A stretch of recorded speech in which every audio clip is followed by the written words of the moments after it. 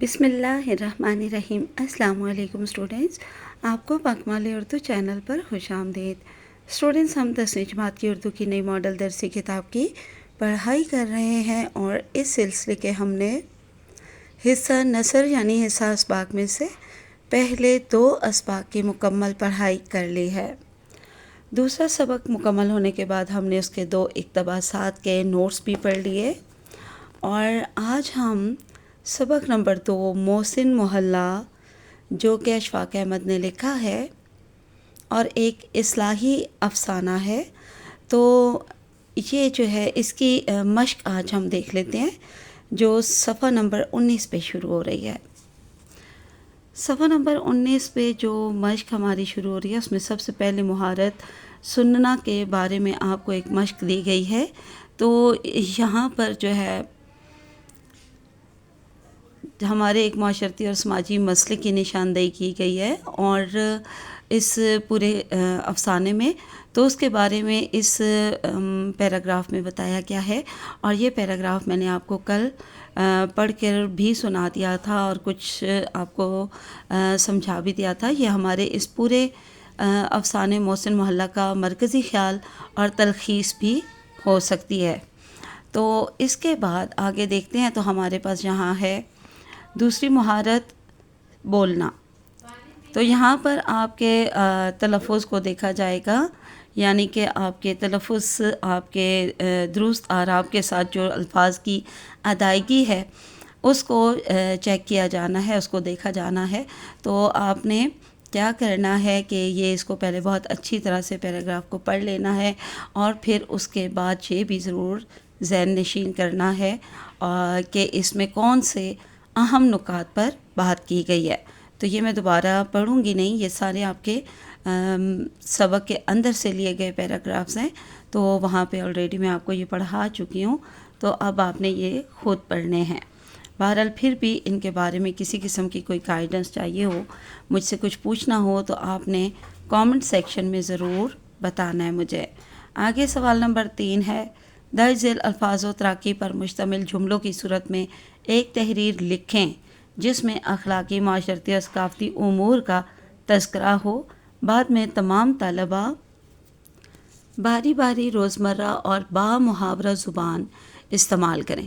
تو کون سے الفاظ استعمال کرتے ہوئے اپنے جملے بنانے، پوری جملوں جو ہے عبارت لکھنی ہے، یہ والے تمام، ٹھیک ہے۔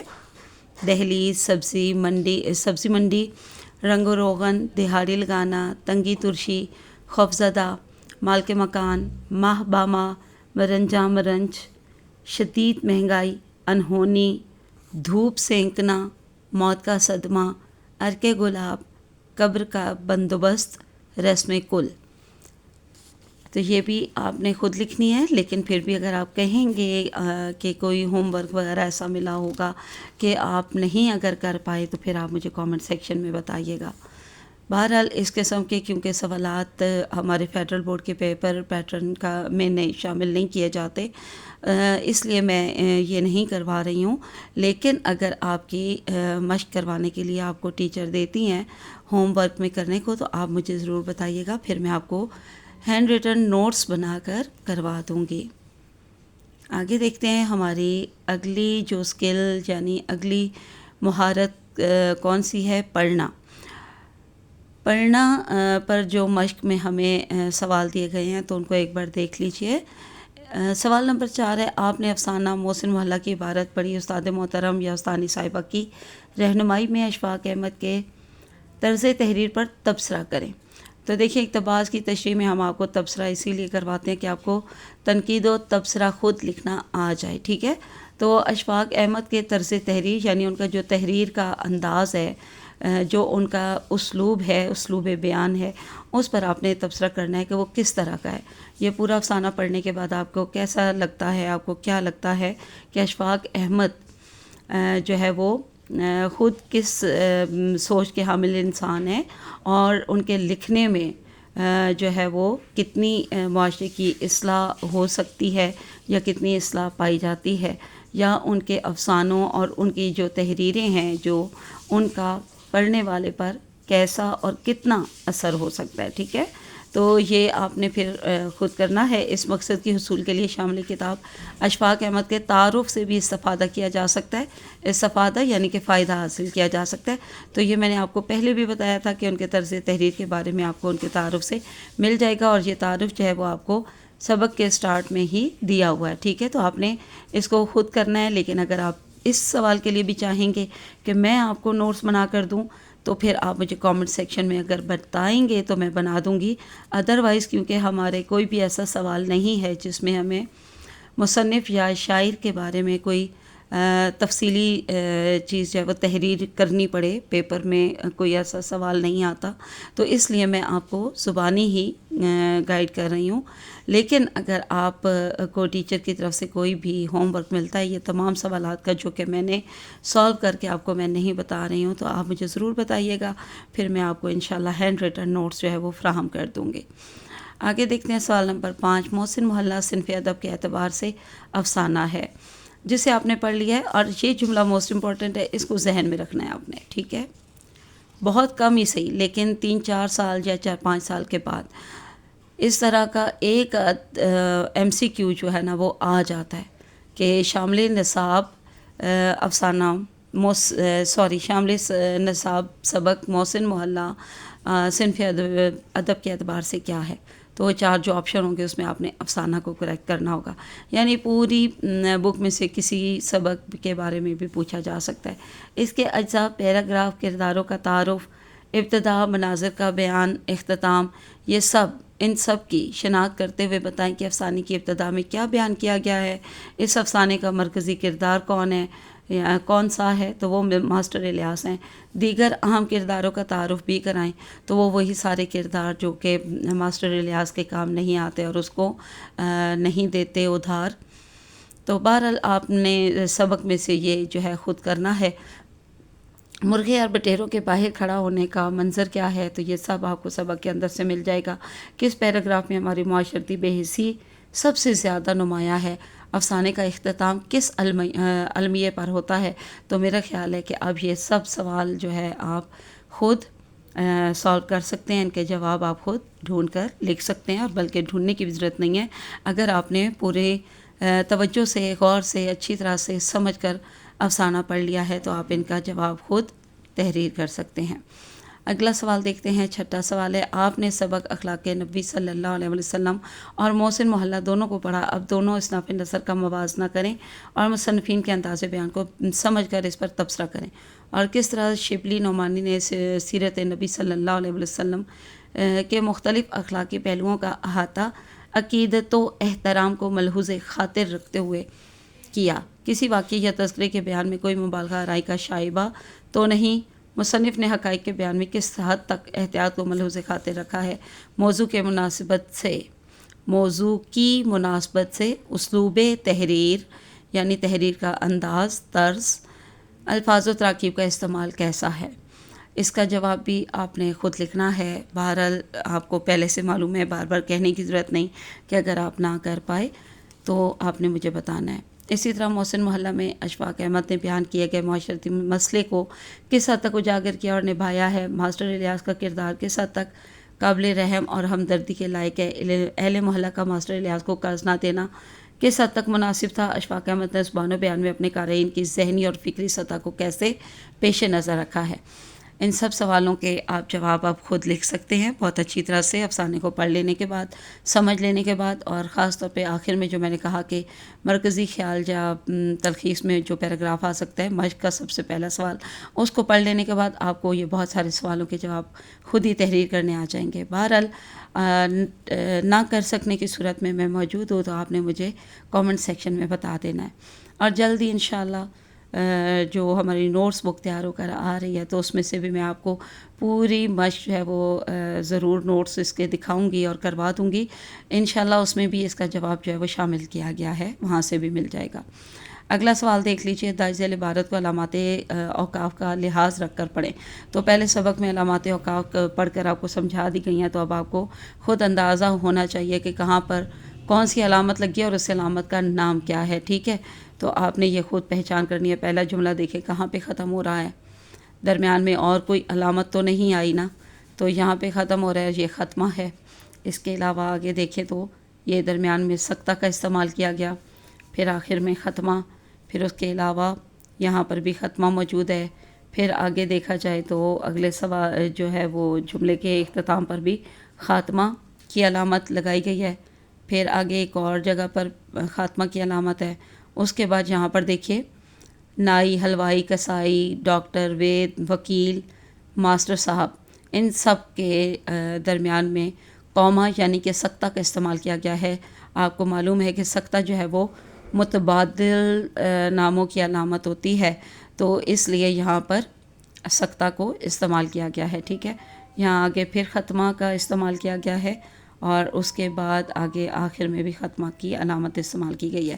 اب آئیے ہمارا سب سے امپورٹنٹ ٹاپک، ہماری مشق میں جو گرامر دی جاتی ہے اس کا لفظ بلفظ حرف بحرف آپ نے ایسے ہی جو تعریف ہے نا یاد کرنی ہوتی ہے، کیونکہ آپ کے فیڈرل بورڈ کے پیپر میں جو MCQ آتے ہیں وہ ٹیکسٹ بک میں، یعنی یہ جو درسی کتاب ہے آپ کی، اسی کی مشقی گرامر کے جو تعریفیں وغیرہ ہوتی ہیں، مثالیں ہوتی ہیں، ان کے الفاظ سے ہی MCQ بنا کر آپ کو دیے جاتے ہیں. ٹھیک ہے، تو یہاں پہ موسٹ امپورٹنٹ گرامر ٹاپک افسانہ موجود ہے. یہاں مین ہیڈنگ آپ نے پہلے دینی ہے افسانہ، اور اس کو ڈبل انڈر لائننگ کر کے پھر اس کے بعد ذیلی ہیڈنگ آپ نے دینی ہے تعریف، اور اس کے بعد آپ نے تعریف لکھنی ہے.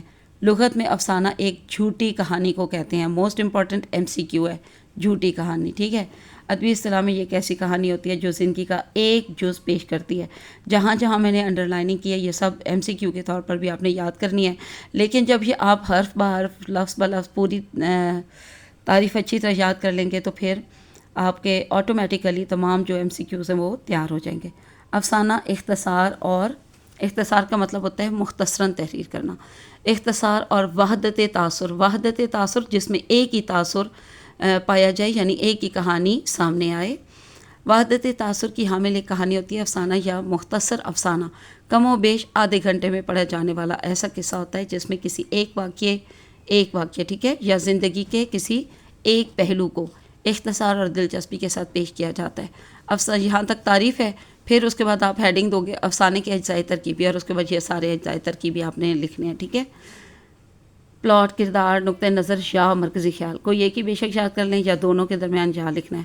مکالمہ، آغاز و اختتام اور اسلوب بیان وغیرہ. اس کے بعد 8واں سوال بھی خود کرنے والا ہے. ٹھیک ہے، پھر اس کے بعد اگلی مہارت ہے لکھنا، اور اس میں بھی آپ کو خلاصے کا دیا ہوا ہے. پورا سبق بھی آپ نے پڑھا، میں نے اپنے الفاظ میں بتایا، تو آپ آرام سے خلاصہ کر سکتے ہیں، اور جلدی انشاءاللہ ہم اپنی نوٹس بک سے بھی آپ کو کروا دیں گے. قواعد یا زبان شناسی. درست تلفظ کے لیے اعراب کا استعمال. یہ پہلی بار اس طرح سے تعریف کی صورت میں بھی بتایا گیا ہے، تو یہ کیونکہ پہلی بار ایک نئی چیز آئی ہے تو موسٹ امپورٹنٹ ہے، آپ نے اچھی طرح سے یہ یاد کرنا ہے. دنیا کی تمام زبانوں کی طرح اردو میں بھی الفاظ کے درست مفہوم اور معنی کے ابلاغ اور سمجھ کے لیے الفاظ کے حوالے سے زیر زبر پیش اور تشدید کا استعمال بہت ضروری ہے. اعراب جو ہے نا بیٹا وہ تو بہت سارے ہوتے ہیں، لیکن زیر زبر پیش اور تشدید جو ہے نا ان کا بہت زیادہ استعمال ہوتا ہے. ٹھیک ہے، اگر درست اعراب کا استعمال نہ کیا جائے تو لفظ کا مفہوم کچھ کا کچھ ہو جائے گا اور اصل عبارت اپنے معنی کے اعتبار سے اپنا تاثر کھو دے گی. مثال کے طور پر ایک لفظ کا املا ہے ملک، ملک، یا دیکھیں اب یہاں پہ کوئی زیر زبر پیش نہیں ہے تو اس کو ہم کسی طرح پڑھ سکتے ہیں. جیسے اگر اسے میں کہہ دوں ملک، اب اس کے اوپر لگائے جانے والے اعراب کی تبدیلی سے معنی پر کیا اثر پڑے گا، ملاحظہ فرمائیں.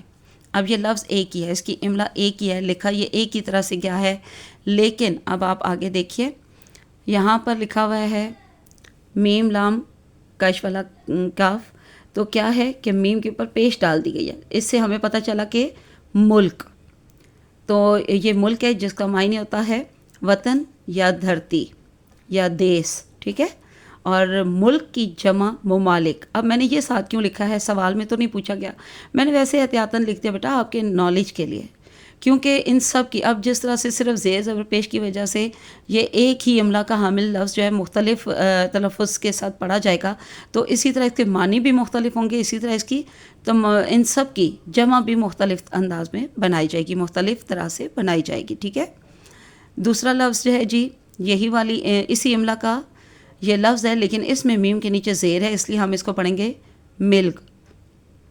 ملک جو ہے اس کا معنی ہوتا ہے ملکیت، جائیداد، ٹھیک ہے، اپنی ذاتی چیز. اس کی ملک کی جمع املاک. آگے دیکھیے، اس میں میم کے اوپر زبر اور لام کے نیچے زیر ہے، تو یہ کیسے پڑھیں گے؟ ملک. ملک کون ہوتا ہے؟ بڑی ذات والا، یا معنی ہوگا سردار. اور ملک کی جمع ملوک. ٹھیک ہے، اس کی جمع تو بہت سارے اسٹوڈنٹ کو بھی نہیں آ رہی تھی، ضرور اچھے سے آپ نے سب کی پہچان کے ساتھ یاد کر لینی ہے. ملک کی جمع ملوک. آگے دیکھیے، میم پر بھی زبر ہے، لام پر بھی زبر ہے، تو یہ کیا ہے؟ ملک. ملک کیا ہے؟ فرشتہ. معنی اردو میں فرشتہ، اور جمع ملائک یا ملائکہ. اب دیکھیے، اس مثال سے ظاہر ہو جاتا ہے کہ الفاظ کے درست مفہوم کی سمجھ کے لیے اعراب کا استعمال کرنا کتنا ضروری ہے. اب اگلا سوال دیکھتے ہیں. درست تلفظ کی فہم کے لیے درج ذیل جملوں میں نشان زد الفاظ پر اعراب لگائیں. اس بات کا علم سب کو تھا. یہاں پر میں نے لگائے ہوئے تھے، لیکن ابھی میں نے ان کو الگ سے بھی پرومیننٹ کر کے جو ہے وہ لکھ دیا ہے تاکہ آپ کو صحیح سمجھ آ جائیں. آئین کے نیچے زیر ہے اور لام کے اوپر جو ہے وہ جزم ہے. ٹھیک ہے، آخر میں ہمیشہ یہ الٹی والی جزم جو ہے یہ لگائی جاتی ہے، اور درمیان میں اگر کسی حرف پر آواز نہ ہو تو آپ اس پر یہ والی جزم لگائیں گے. اصیل مرغہ اس کی کوٹھڑی کے دروازے سے ذرا دور کھڑا رہتا تھا، تو دال پر پیش آئے گی. اور آگے سارا دیکھ لیں. ایسے لوگوں کے ساتھ رسم و راہ پیدا کرنا کوئی بھی پسند نہیں کرتا تھا. پے پر بھی زبر ہے، سین پہ بھی زبر ہے، اور نون پر جزم ہے. ان کے پاس 180 روپے یک مشت موجود نہیں تھے. یہ پر زبر، کاش والا کاف جو ہے اس پر جزم، میم پر پیش، شین پر بھی جزم ہے. ٹھیک ہے، اور آخر میں یہ الٹی والی جزم. ڈاکٹر صاحب نے کہا میں آپ کو پڑیا دے دیتا ہوں. پڑیا، پے کے اوپر پیش ہے اور ڈے پر جزم اور جے کے اوپر زبر. ماسٹر الیاس اپنی رضائی سر پر اگلو کی طرح اور کر چارپائی پر بیٹھے رہے. اگلو الف کے نیچے زیر ہے، گاف پر جزم ہے، اور لام کے اوپر پیش ہے، اور واو پر یہ والی جزم ہے. چلیے ٹھیک ہے، آج کے لیے اتنا کافی ہے. اللہ حافظ، فی امان اللہ.